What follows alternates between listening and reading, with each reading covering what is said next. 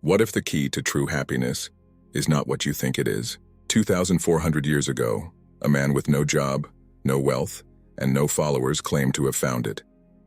His name? Socrates. And his secret? It wasn't money, wasn't fame, wasn't even peace. It was something unsettling. Welcome to Socrates Unfolded, where we explore timeless questions through the lens of ancient wisdom. Today's question: what is happiness, really? And why did Socrates think we've been looking in the wrong place all along? If you find value in these reflections, please like and subscribe. It helps us share Socratic wisdom with more minds. Walk through any modern city, scroll through any feed, and you'll see the same story told in different costumes. Buy this, be that, own more, smile wider. But Socrates, old, barefoot, and relentlessly curious, saw through it. He didn't lecture from a throne. He wandered the streets. He asked questions. And in doing so, he shook the foundations of power and pride. He spoke not of happiness as pleasure or escape, but as a discipline, a path, a way of being. He believed happiness wasn't something you chase. It's something you uncover by stripping away illusions.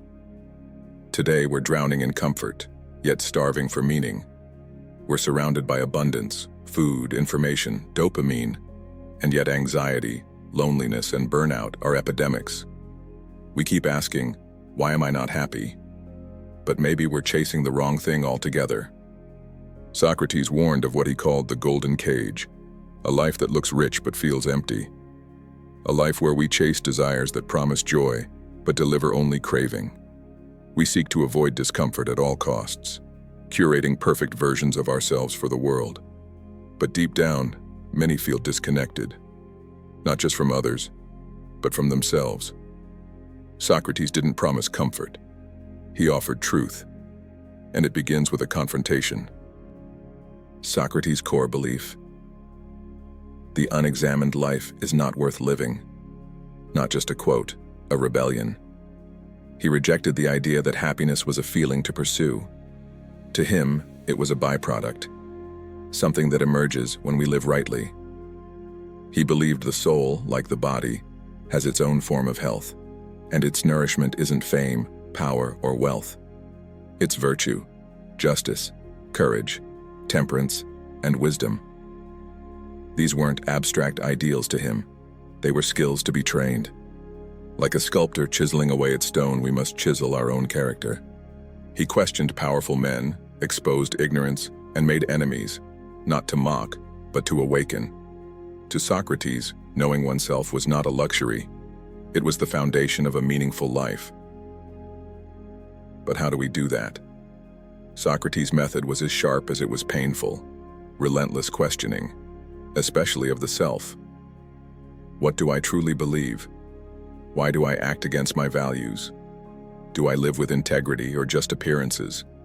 He famously said, "I know that I know nothing." Not to be cute, but to remind us, the greatest danger isn't ignorance. It's thinking we already know. At 70, Socrates was sentenced to death for corrupting the youth and questioning the gods.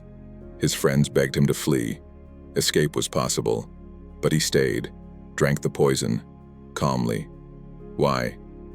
Because to flee would be to betray everything he taught. To fear death more than dishonor would mean he hadn't lived by his own wisdom.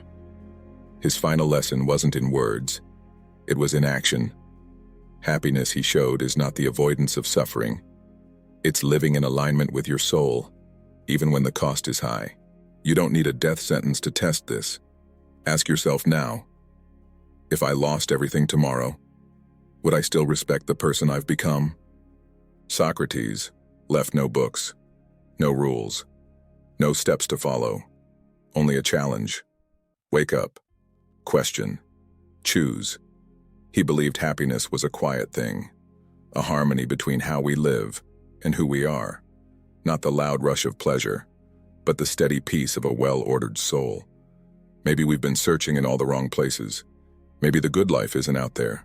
Maybe it's here, if we're brave enough to look. So, what does happiness mean to you? Let's debate in the comments. And if this sparked something in you, subscribe, because we're just getting started.